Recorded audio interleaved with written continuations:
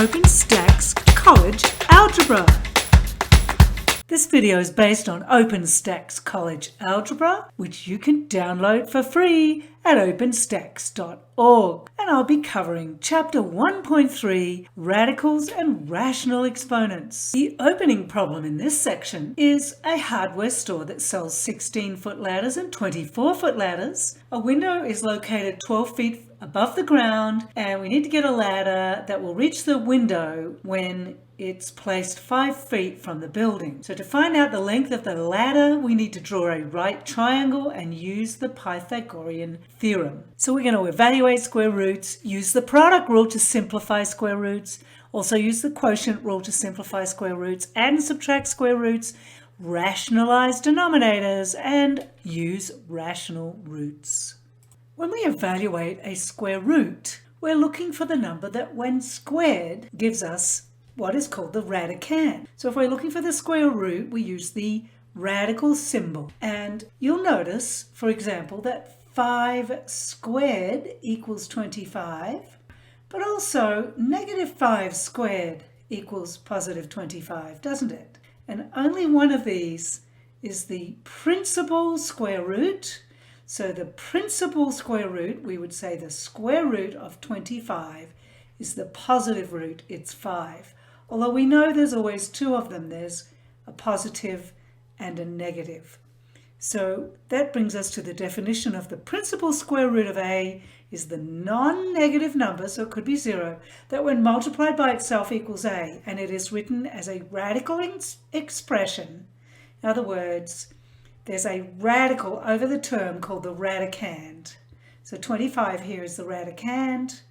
The symbol here in green is the radical, and the entire expression is the square root of 25. In example 1, we're asked to evaluate the expression.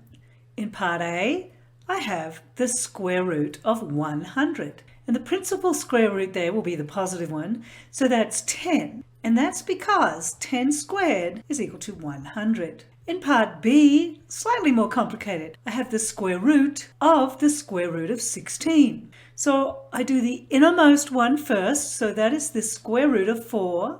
And we know that's correct because 4 squared equals 16. So 4 is the principal square root. And of course that principal square root is 2. And I know that's correct because 2 squared is equal to 4. In part C, I have the square root of 25 plus 144. Now what I have to do here is treat this square root symbol as a grouping symbol because that's what it is. So I have to add up 25 and 144, so that's going to give me the square root of 169, and that is going to equal 13, since it is true that 13 squared equals 169. And of course in part D, I have the square root of 49, subtract the square root of 81. Now remember, these square root symbols are like grouping symbols, so I have to do each one first. So the square root of 49 is 7, subtract the square root of 81. So the square root of 81 is 9, and that's going to give me negative 2. We will use the product rule to simplify square roots. The product rule is if a and b are non-negative, the square root of the product ab is equal to the product of the square roots, square root of a multiplied by square root of b. So we're going to apply the rule in example 2. In part A, we have the square root of 300. And we want to be thinking, well, if I was going to write that as a multiple, I need a perfect square in at least one of them. So that would be 100 multiplied by 3. Now normally we do this step mentally. So then applying the product rule, we have the square root of 100 multiplied by the square root of 3, and that's 10 times the square root of 3. For part B, I have the square root of 162, a to the power 5, b to the power 4, and I want to be thinking about writing two multiples that are perfect squares. Well, 162 is 81 multiplied by 2, so I'm going to say 81. A to the power 5 is not a perfect square, but a to the power 4 is. So over here I'm going to have 2a, and then b to the power 4. So all of that multiplied together, 81 a to the power 4 b to the power 4 times 2a equals 62 a to the power 5 b to the power 4. Now I use the product rule, so I have the square root of 81 a to the power 4 b to the power 4 times the square root of 2a. Now, I'm not going to be able to simplify the square root of 2a, but 81, the square root of 81 is 9. The square root of a to the power 4 is a squared. The square root of b to the power 4 is b squared times the square root of 2a. In example 3, we're going to use the product rule to simplify the product of multiple square roots. So here we have the square root of 12, which is not a perfect square, multiplied by the square root of 3. And in this case, I can go the other way if you like. I can say, okay, that's the same as the square root of 12 times 3, or the square root of 36. And that, of course, is 6, since 6 squared equals 36. We can also use the quotient rule to simplify square roots. And that quotient rule is if we have a square root of a quotient a over b, it is equal to the quotient of the square roots. So to use the quotient rule to simplify square roots, we have the square root of 5 divided by 36. Only one of these is a perfect square. So this is going to give me the square root of 5 all divided by the square root of 36, or the square root of 5 divided by 6. In example 5, we're asked to use the quotient rule to simplify an expression with two square roots. In the numerator, we have the expression square root of 234 x to the power 11 y, and in the denominator, we have the square root of 26 x to the power 7 y, and we can put all of that under a single square root. So 234 divided by 26 times x to the power 11 minus 7, and of course y divided by y is just 1, isn't it? So I could put that in there. So 234 divided by 26, that's 9. So that's going to give me the square root of 9x to the power 4. And of course that's going to be 9x squared. Adding and subtracting square roots requires that we have the same radicand so that we can add like terms. So for example here we might have the sum of the square root of 2 plus 3 times the square root of 2. They're both the square root of 2, so they're like terms. So there's 4 of them, 4 square roots of 2. Now let's look at example 6. We want to add 5 times the square root of 12 plus 2 times the square root of 3. So I'm going to rewrite, this is going to be 5, and instead of 12, I'm going to put all the steps in, many of which I do mentally. So this will be 4 times 3 plus 2 times the square root of 3, and now I would have 5 times the square root of 4 times the square root of 3 plus 2 times the square root of 3. Now I might do these two steps mentally, but you should write them down if you need to, and don't forget the equal signs. So this is 5 times 2 times the square root of 3 plus 2 times the square root of 3. So that's 10 times the square root of 3 plus 2 times the square root of 3, and that'll be 12. In example 7, we're going to subtract square roots. So we have to have like terms. So we've got to somehow figure out how to get like terms. So we have 20, square root 72a cubed b to the power 4c, subtract 14, square root 8a cubed b to the power 4c. So we'll notice that in the first term, 72 can be written as 2 times the perfect square 36, or 6 squared. And 8 can be written as 2 times the perfect square 4.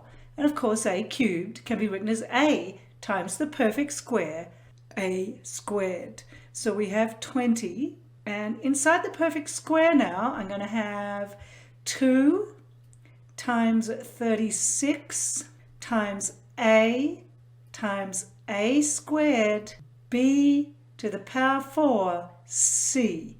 So that's my first expression, minus 14. Then I have 2 times 4 times a cubed b to the power 4 c. And now I want to factor out, if you like, all the perfect squares and leave everything else under the square root. So I have 20 times the square root of 36a squared b to the power 4. They're all the perfect squares. And then I'm going to keep under this square root all the ones that are not perfect squares. So 2 times a times c. And that's going to be minus 14. Let me put all the perfect squares first. So that's 4 times a squared times b to the power 4. And then I'm going to have everything that is not a perfect square. So that's 2ac. So I see now that I have two expressions, this one here and this one here, that will give me the like terms that I was looking for. So now I have 20 times 6. The square root of a squared is the absolute value of a. So just remember this, the square root of a squared is the absolute value of a.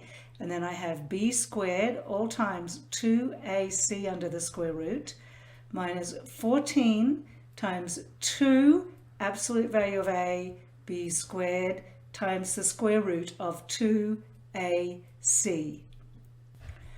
So 120 absolute value of a, b squared, times square root 2ac, minus 28 absolute value of a, b squared, times the square root of 2ac. And 120 minus 28 is 92 times the absolute value of a, b squared, square root 2ac.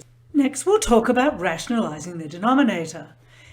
When we have an expression involving square roots written in their simplest form, there will not be any radical in the denominator. So, for example, if I have 1 divided by b times the square root of c in the denominator, we know that when we multiply an expression by 1, it does not change anything. So I can multiply this by the square root of c all over the square root of c, and that actually will give me 1 times the square root of c in the numerator, and then bc in the denominator. And this is simplest form because there is no radical in the denominator. Now, what if the denominator contains the sum of a rational and an irrational term? Then we must multiply the numerator and denominator by the conjugate. So if the denominator is a plus b times the square root of c, then we would say the conjugate is a minus b times the square root of c. So there'll be a plus here and a minus here. Another example might be if I have 1 minus the square root of 2, then the conjugate will be 1 plus the square root of 2. In example 8, we are asked to rationalize the denominator, and we just have a single term. In the numerator, we have 2 times the square root of 3, and in the denominator, we have 3 times the square root of 10. So we're going to multiply this by 1, but we're just going to take the radical that is in the denominator. So 1 will have the form of the square root of 10 all over the square root of 10. Well, that's 2 times the square root of 3 times 10, or 30 in the numerator, and 3 times 10 in the denominator, or 2 times the square root of 30 in the numerator divided by 30 in the denominator. In example 9, we're asked to rationalize a denominator containing 2 terms. So we have 4 in the numerator all over 1 plus the square root of 5 in the denominator. So I need to multiply this by 1. I always put the opposite of the sign in front of the square root or the radical. to make the conjugate. So the conjugate is 1 minus the square root of 5 divided by 1 minus the square root of 5. So this is 4 times 1 minus the square root of 5. And in the denominator, I think you'll probably remember FOIL, right? First, outer, inner, and last. So I'm going to multiply these two numbers together. So 1 times 1 is 1 squared plus 1 times negative square root 5, that's negative square root 5, plus positive square root 5, so that's the inner, and then I have minus the square root of 5 all squared. Now this is probably usually a mental step, but it's good to write it in the first couple of times. So in the numerator I have 4 multiplied by the quantity 1 minus the square root of 5, and in the denominator these two are going to add up to 0. I'm going to have 1 minus 5. So I'm actually going to end up with a negative value in the numerator 1, quantity 1 minus the square root of 5, all over 4. And of course that can be simplified, can't it? So I'm going to end up with negative 1 minus the square root of 5. And there is one more step I could take. So I'm going to multiply. I could makes everything the opposite, doesn't it? So negative square root 5 subtract 1 is the ultimate answer here. Square roots are the most common rational roots, but we've got cube roots, fourth roots, fifth roots, 10th roots, that kind of thing. So we want to think about these a little bit. We know if we're going to solve the equation a cubed equals 8, then a must equal 2 because 2 cubed equals 8. So a in this case equals 2. But we might also have an equation like x cubed equals minus 243. And in that case we know that x is negative 3, since it is true that negative 3 cubed is equal to negative 243. So the principal nth root we think of as the positive root, and we say this is the nth root of a. In example 10 we are asked to simplify nth roots. In part A we want to find the fifth root of negative 32, and that is negative 2.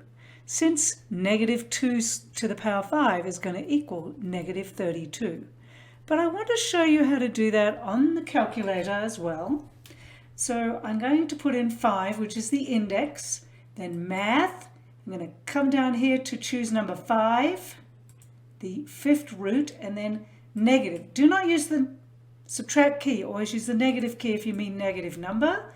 Let's click the arrow to get out from underneath the square root, and we can see that we calculated that one correctly. In part B, we have the fourth root of 4 multiplied by the fourth root of 1024, and we're going to put those together. So that is the fourth root of 4 times 1024.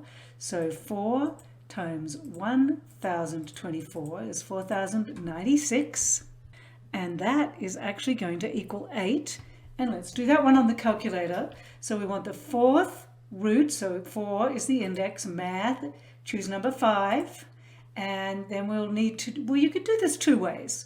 We can do 4 times 1024, click the arrow to get out from under the square root, and that will give me 8. So in part C, I have the negative cubed root of 8x to the power 6 in the numerator and 125 in the denominator. And that is actually going to be the negative of 2x squared all over 5. And the reason for that is 8 is equal to 2 cubed. X to the power 6 is equal to x squared cubed, and 125 is equal to 5 cubed. In part D, I have 8 times the fourth root of 3 minus the fourth root of 48. Now I need to get like nth roots, so I have 8 times the fourth root of 3 minus, and I'm going to have the fourth root, actually divided 48 by 3, so I get 16 times 3. So the fourth root of 16, 4, math, 5, 16, is 2. So I have 8 times the fourth root of 3 minus 2 times the fourth root of 3. Because you remember, this is the fourth root of 16 times the fourth root of 3. So 8 minus 2 is 6 times the fourth root of 3. And that's as simple as I can make it. Radical expressions can be written without using the radical symbol. We can use rational or fractional exponents, but the index must be a positive integer. If the index n is even, then the radicand a cannot be negative. So we say a to the power 1 divided by n is the nth root of a.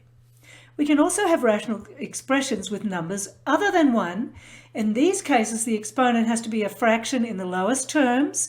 We raise the base to a power, and then we take the denominator root. So in this case, we would have a to the m divided by n, and that is the nth root of a to the power m.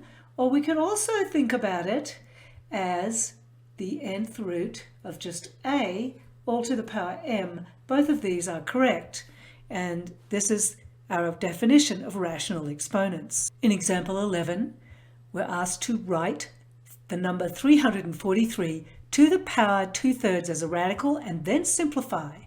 So we have a couple of choices here. We could say this is the cubed root of 343 all to the power 2.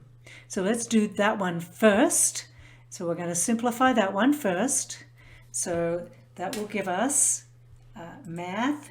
I'm going to do for the cubed root of 343, and get out of there, calculate that, and then square it, and that'll give me 49. But it's also true that this is the cubed root of 343 squared. So we'll do it that way, and I expect to get the same answer. So math, and then I'm going to go to number 4 to get the cube root. And this is 343 squared. Click out of there to get out of the square root symbol, and I get the same answer, 49. So in example 12, we are asked to write the fraction 4 divided by the 7th root of a squared using a rational exponent. And we remember that a to the power, or to the index m divided by n, equals the nth root of a to the power m. So here we have 4 in the numerator, and then in the denominator, well, let's just think about the bottom number here separately. Whatever the index is, that will be the denominator of the fractional exponent. So I have a to the power 2/7. But I can simplify this further using the laws of exponents. So that's 4 times a to the minus 2/7. Example 13 asks us to simplify. So for a, I have the number 5 times 2x to the 3/4 times 3x to the 1/5. So I'm going to multiply like terms. So 5 multiplied by 2 is 10, multiplied by 3 is 30. And that leaves me with x to the power 3/4 multiplied by x to the power 1/5. So I can actually remember my laws of exponents here. So here I have 30 times x to the 3/4 plus 1/5. And I can actually do that on my calculator. 3 divided by 4 plus 1 divided by 5. And I can say math output as a fraction, and that'll give me 19/20. So this is 30x to the power 19/20. Now, of course, you could work that out by hand. 3/4 plus 1/5. I've got to get a common denominator, and the common denominator will be 4 times 5 or 20. So I multiply this one by 5 over 5. If you want to do this by hand, I multiply this one by 4 over 4, and I'm going to get 15 plus 4 all over 20, and of course that gives me 19/20. So I can either use a calculator or add fractions by getting the common denominator. Don't rely overly on the calculator. I sometimes use it as a check. For part B, we have 16/9 all to the power negative 1/2. So the negative means it's 1 divided by 16/9 to the 1/2.